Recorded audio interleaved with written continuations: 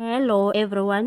While the African National Congress set to elect new leadership and look at policies during their 55th National Conference at Nasser Convention Center this past weekend, deep internal divisions remain steeped in the organization. During the nomination process of what will now be known as Top 7, the party amended its constitution to have a second Deputy Secretary General. It was also a hard weekend for the party leader President Cyril Ramaphosa, who had faced a real threat of being unseated by former Health Minister Dr. Zweli Mkhize.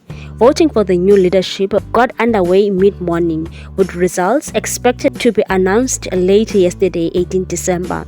In their separate reports, Ramaphosa and Deputy President David Mabuza pointed out divisive tendencies in the party, which are tearing the organization apart and driving voters away. Mabuza noted that the governing party leaders were sowing division within the structures of the party. He told them more than 4,000 strong delegates that his interactions with the rank and file told him that leaders were dividing the party.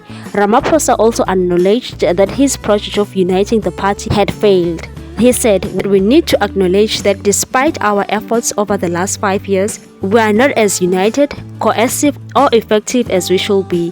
Some of the divisions that existed before the 54th National Conference continue with the organization, including in the NEC. The nominations for the party's top leadership were finalized in the early hours of Sunday morning after much delay and debating on policies and documents. Delegates got to nominate officials.